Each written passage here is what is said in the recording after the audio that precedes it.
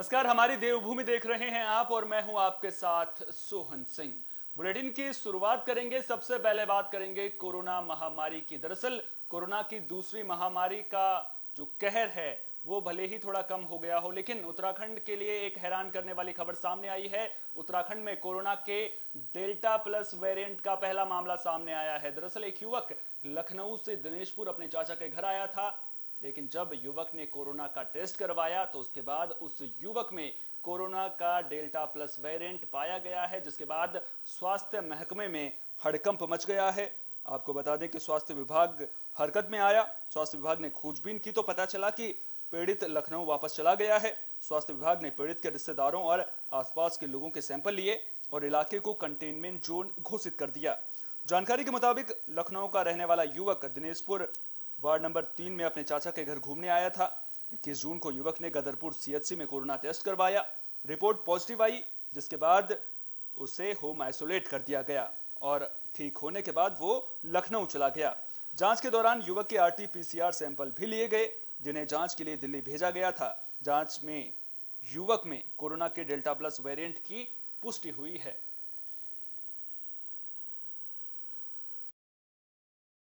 हाल है वहाँ पे इनकी माँ वहाँ पर एमएलएचपी के पद पे कार्यरत है। तो ये यहाँ पे आए थे अपने रिलेशन में, तो यहाँ पे ये कोरोना पॉजिटिव हुए थे। 21 तारीख को इनका आरटी-पीसीआर का सैंपल सामुदायिक स्वास्थ्य केंद्र गदरपुर से लिया गया था, जिसमें ये 24 मई को पॉजिटिव आए थे। अब इनको कहाँ रखा गया? इस समय ये अपने मदर के साथ हैं बलरामपुर हॉस्पिटल लखनऊ में। स्थिति क्या है? स्थिति पूरा परिवार स्वस्थ है, किसी को कोई सिम्टम वगैरह नहीं है। तो उत्तराखंड में कोरोना का डेल्टा प्लस वेरिएंट मिला है। वहीं दूसरी ओर सरकार तीसरी लहर से निपटने के लिए भी तैयारियां कर रही है, क्योंकि विशेषज्ञ कह रहे हैं कि कोरोना की तीसरी लहर भी आएगी। लिहाजा सरकार अपनी ओर से चाक चौबंद इंतजाम करने में लगी हुई है। बात बाजपुर के सामुदायिक स्वास्थ्य केंद्र की करें तो वहां पर नई मशीनों का शुभारंभ किया गया है। कैबिनेट मंत्री यशपाल आर्य ने इन मशीनों का शुभारंभ किया है। तो बाजपुर के सामुदायिक स्वास्थ्य केंद्र में कैबिनेट मंत्री यशपाल आर्य ने विधायक निधि से खरीदी गई मशीनों का शुभारंभ किया। बता दें कि सामुदायिक स्वास्थ्य केंद्र के लिए 26 लाख रुपए से मशीनें खरीदी गई हैं। इन मशीनों की सौगात मिलने से जनता की समस्याओं का समाधान होगा। दरअसल बाजपुर के सामुदायिक स्वास्थ्य केंद्र में लंबे वक्त से जनता अल्ट्रासाउंड और एक्सरे मशीनें उपलब्ध कराने की मांग कर रही थी। मशीनों के शुभारंभ के बाद यशपाल आर्य ने 80 लाख की लागत से बन रहे ऑक्सीजन प्लांट का भी निरीक्षण किया। उन्होंने जनता की स्वास्थ्य संबंधी जरूरतों को पूरा करने की बात कही है। तो कैबिनेट मंत्री यशपाल आर्य पूरी तरह से एक्टिव नजर आ रहे हैं। उन्होंने जो मशीनें थी, जो नई मशीनें हैं, उनका शुभारंभ किया है, जिसकी सौगात सीधे सीधे बाजपुर की जनता को मिलेगी। हमने डिजिटल सीआर एक्सरे मशीन यहाँ पर दी है, जिसकी लागत 7 लाख रुपया है। और इसके अलावा अल्ट्रासाउंड मशीन जो बेहतरीन क्वालिटी वाइज बेहतरीन है, जिसकी लागत 19 लाख रुपया है, ये हमने यहाँ पर आज इस हॉस्पिटल को और जनता को समर्पित की है। इसके अलावा हमने पिछले दिनों में ऑक्सीजन पाइपलाइन का भी हमने विधिवत उसकी शुरुआत होने जा रही है। 80 लाख की लागत से यहाँ पर ऑक्सीजन प्लांट लग रहा है। तो निश्चित रूप से कोविड को देखते हुए ये आवश्यकता भी है, ज़रूरत भी है। और यह क्षेत्र बहुत जो आवश्यकताएं होती है, सुविधाएं होती है, स्वास्थ्य सेवाएं, उसकी जो ज़रूरत होती है, उसको देखते हुए अल्ट्रासाउंड मशीन का होना यहाँ अत्यंत आवश्यक था। तो जो भी हम बेहतर कर पाएंगे बाजपुर के विकास के लिए, हॉस्पिटल के लिए, स्वास्थ्य सेवाओं को और बेहतर बनाने के लिए हमारा प्रयास निरंतर जारी रहेगा। बाजपुर के सामुदायिक स्वास्थ्य केंद्र को मशीनों की सौगात मिली है। वहीं अल्मोड़ा के सीएचसी देघाट में कोविड केयर सेंटर बनाया गया है। आपको बता दें कि ये कोविड केयर सेंटर 20 बेड का होगा, ताकि अगर कोरोना की तीसरी लहर आती है तो उस वक्त लोगों को वहां पर इलाज मिल सके, लोगों को इलाज के लिए दूर ना जाना पड़े। तो सरकार पूरी तरह से एक्टिव नजर आ रही है। कोरोना की तीसरी लहर को लेकर के तैयारियां चाक चौबंद की जा रही हैं।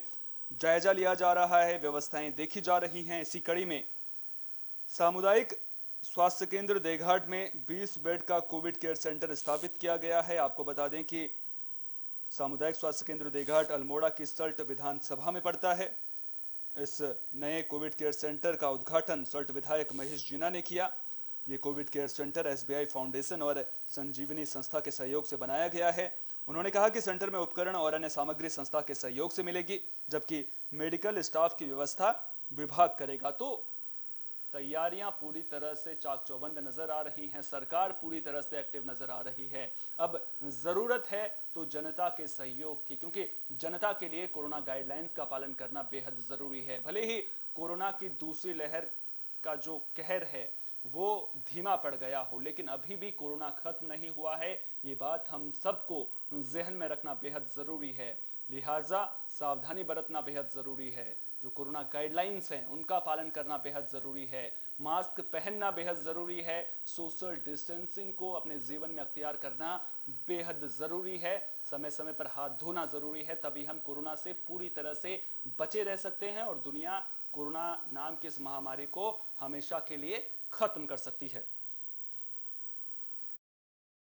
हम इस कोविड सेंटर को और तथा यहाँ के अस्पताल को एक अच्छे उस रूप में हम देखना चाह रहे हैं कि भविष्य में यहाँ एक मिसाल के रूप में ये कार्य करें। और मैं पुनः संजीवनी और एसबीआई फाउंडेशन के सभी उनके साथ जुड़े कर्मचारियों और उनके कार्यकर्ताओं को सभी का मैं आभार प्रकट करता हूँ कि ये प्रयास वो मेरे क्षेत्र में कर रहे हैं। और पूर्व में भी वो मेरे भाई स्वर्गीय सुरेंद्र सिंह जीना जी के साथ जुड़े रहे, आज उसका उन्होंने जिक्र भी किया, उसके लिए भी मैं उनका दिल से आभार प्रकट करता हूँ। हम इस कोविड सेंटर को मिशन 2022 को लेकर के बीजेपी पूरी तरह से एक्टिव नजर आ रही है। दरअसल बीजेपी के सामने सरकार बचाने की चुनौती है, वहीं दूसरी ओर जो विपक्षी पार्टियां हैं वो सरकार को घेरने की कोशिश कर रही हैं। ऐसे में बीजेपी के लिए सरकार को अगर दोबारा दूसरा कार्यकाल भी जारी रखना है तो उसके लिए जनता का भरोसा जीतना बेहद जरूरी है। और सबसे जरूरी है कि अपना संगठन जो बीजेपी का है वो और भी मजबूत हो। इसी कड़ी में शहरी विकास मंत्री और कालाढूंगी विधायक बंशीधर भगत ने कार्यकर्ताओं के साथ बैठक की और उनकी समस्याओं को सुना। इस दौरान कई समस्याओं का मौके पर ही समाधान कर दिया गया। बंशीधर भगत ने आगामी चुनाव के लिए कार्यकर्ताओं को तैयार रहने के निर्देश दिए।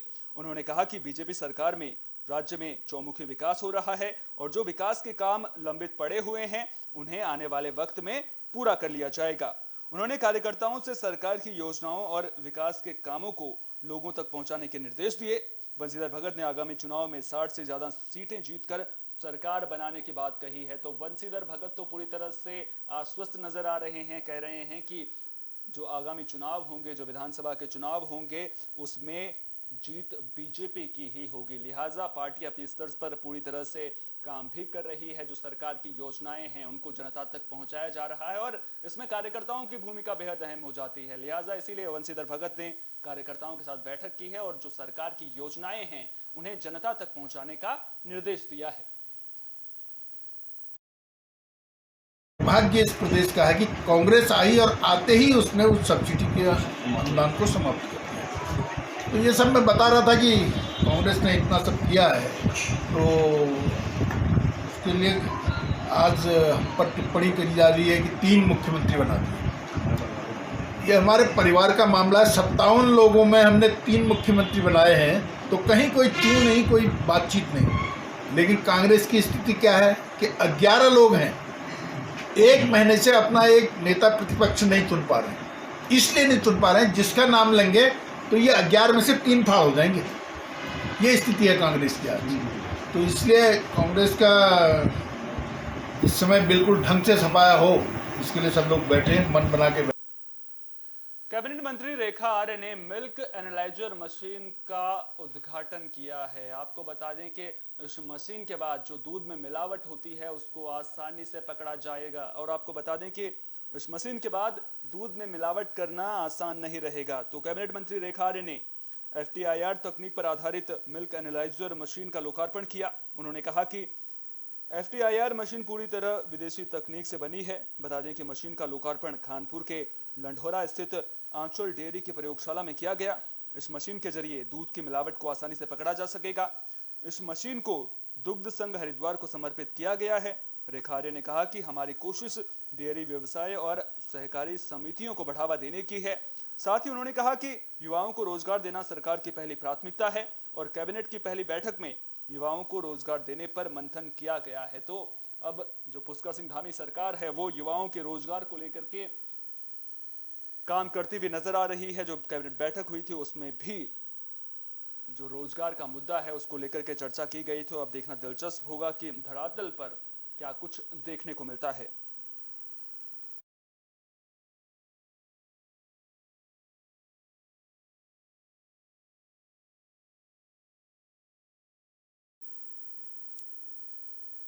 बारह सूत्रीय मांगों को लेकर ग्राम प्रधानों का हल्ला बोल लगातार जारी है। लगातार सरकार से मांग की जा रही है कि जो भी उनकी मांगे हैं उन्हें पूरा किया जाए। लगातार धरना प्रदर्शन किया जा रहा है। ब्लॉक ऑफिस में बैठकर तालेबंदी की जा रही है। जो कर्मचारी हैं उन्हें काम नहीं करने दिया जा रहा है। सरकार पर दबाव बनाने की पूरी कोशिश की जा रही है, लेकिन क्या सरकार ग्राम प्रधानों की मांगों को मानेगी, ये अपने आप में बड़ा सवाल है। 12 सूत्रीय मांगों को लेकर प्रधानों का धरना प्रदर्शन लगातार जारी है। गदरपुर के खंड विकास अधिकारी कार्यालय में लगातार 8वें दिन प्रधानों का धरना प्रदर्शन देखने को मिला। इस दौरान 5 महिला ग्राम प्रधानों ने भूख हड़ताल की। ग्राम प्रधान कमलजीत कौर ने कहा कि हमारे विधायक अरविंद पांडे उत्तराखंड कैबिनेट में मंत्री हैं, जिनके पास पंचायती राज विभाग भी है, लेकिन वे ग्राम प्रधानों की मांगों पर ध्यान नहीं दे रहे हैं और न ही उनसे कोई मिलने अधिकारी या कर्मचारी पहुंच रहा है। तो अब देखना दिलचस्प होगा कि सरकार ग्राम प्रधानों की मांगों को मानती है या फिर नहीं, क्योंकि इस मुद्दे को लेकर के सियासत भी शुरू हो चुकी है। जो दूसरी पार्टियां हैं वो लगातार ग्राम प्रधानों का समर्थन कर रही हैं और इसका आने वाले चुनाव में कितना असर देखने को मिलता है ये देखना भी दिलचस्प रहेगा।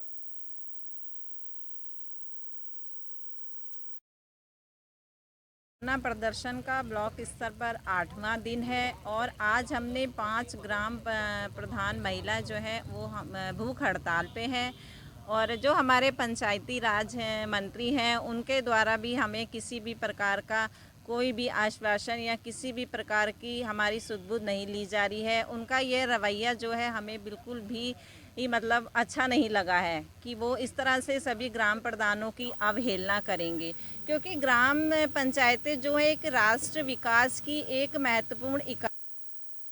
काशीपुर की जनता अतिक्रमण और जाम की परेशानी से परेशान है। दरअसल आए दिन जाम की वजह से लोगों को इस समस्या से दो चार होना पड़ता है, जिसके बाद अब एसडीएम ने पहल की है। उन्होंने स्पेशल टास्क फोर्स बनाई है, जिसे साफ तौर पर दिशा निर्देश दिए गए हैं कि जो कोई भी अतिक्रमण करता है जिसकी वजह से जाम लगता है उनके खिलाफ कार्रवाई की जाए।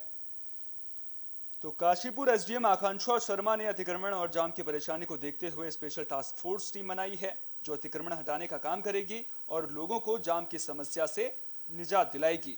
एसडीएम ने स्पेशल टास्क फोर्स को अतिक्रमण हटाने के लिए सख्त निर्देश दिए हैं। दरअसल अतिक्रमण की समस्या शहर की मुख्य परेशानियों में से एक है, जिसकी वजह से जनता को जाम की परेशानी से जूझना पड़ता है। काशीपुर में तहसील रोड पर मनमाने तरीके से बनी दुकानें और कोतवाली रोड पर सड़क किनारे दुकानों से अतिक्रमण हो रहा है, जिसकी वजह से जनता परेशान है। देखना दिलचस्प होगा कि स्पेशल टास्क फोर्स अतिक्रमणकारियों पर सख्त कार्रवाई कब तक करती है, ताकि जनता को जाम की वजह से निजात मिल सके। जितनी भी सरकारी भूमि है और जहाँ जहाँ अवैध प्लॉटिंग हो रही है, चाहे वो किसी प्राइवेट भूमि पर अवैध प्लॉटिंग हो, चाहे वो सरकारी भूमि पर अवैध प्लॉटिंग हो या फिर किसी भी तरह का अतिक्रमण हो, इसको लेके तहसील प्रशासन को भी और निगम के भी मेरे जो अधिकारी हैं उनको मेरी तरफ से आदेश दे दिए गए हैं। हम लोगों ने एक टीम बनाई है जिसको हम लोग स्पेशल टास्क फोर्स बोल रहे हैं, जो बाकायदा जितने भी हमारे अतिक्रमण वाले एरिया हैं, जितने भी हमारी सरकारी भूमि है या निगम के क्षेत्र में कहीं अतिक्रमण है जहाँ पे अगर अवैध प्लॉटिंग हो रही है तो उसको मिशन मोड में हम लोग टारगेट करेंगे, एक एक वार्ड करके इसको कवर करेंगे और जहाँ जहाँ अतिक्रमण हो रहा है। सरोवर नगरी नैनीताल में कई मुद्दतों से ई रिक्शा की मांग की जा रही थी। दरअसल जो पैडल रिक्शा होते हैं उसकी वजह से जाम की समस्या बन रही थी, जिसके बाद जो लोग हैं वो कह रहे थे कि अगर ई रिक्शा की व्यवस्था होती तो जाम से निजात मिलती।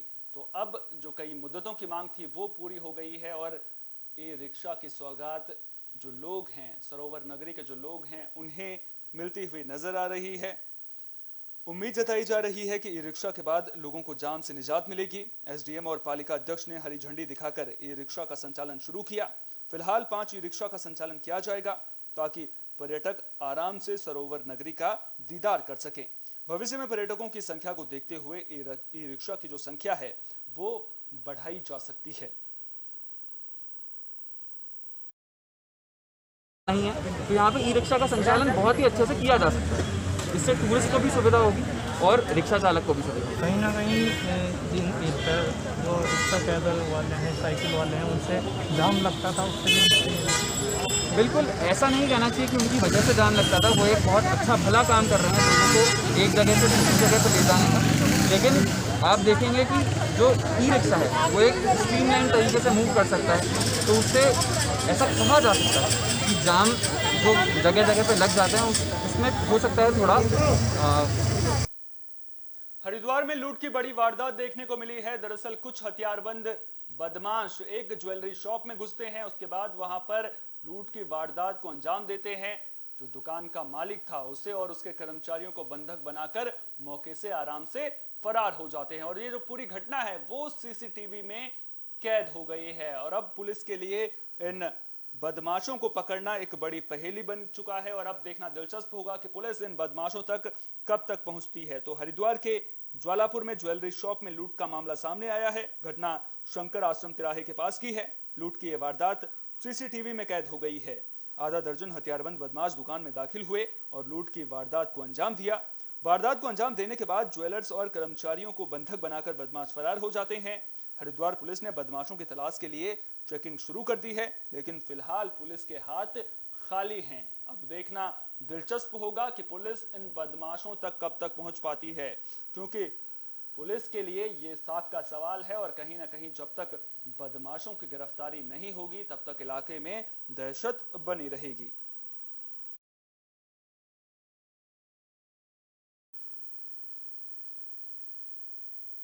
रुड़की के दुर्गा चौक मंदिर में पुजारी बदलने का मामला अब तूल पकड़ता जा रहा है। दरअसल समिति ने आरोप लगाए थे कि जो पुराना पुजारी है वो चोरी करता है। उसके बाद नए पुजारी को मंदिर की कमान सौंप दी गई, उसे नियुक्त कर दिया गया। लेकिन अब जो पुराना पुजारी है उसने मंदिर समिति को लेकर सवाल खड़े कर दिए हैं।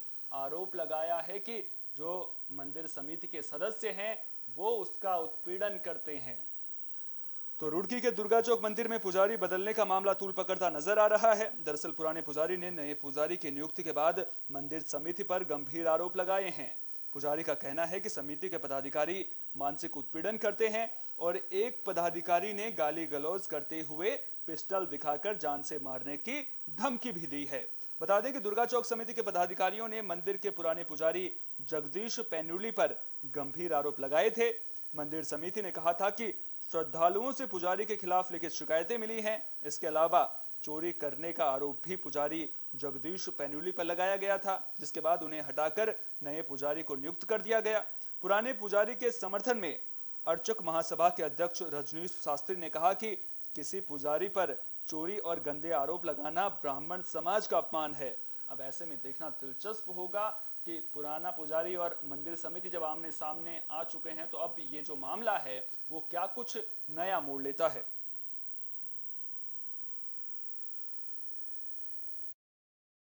नहीं छोड़ा है। मुझे मुस्लिम धर्म में, ईसाई धर्म में जाने का इन्होंने खुला ऑफर दे दिया है कि तुम उसमें जाओ, तुम हिंदू ही नहीं हो। क्या कोई ब्राह्मण अपने मंदिर में चोरी कर सकता, अपने घर में चोरी कर सकता? मेरे तो वो घर है, कैसे हो सकता है ऐसा?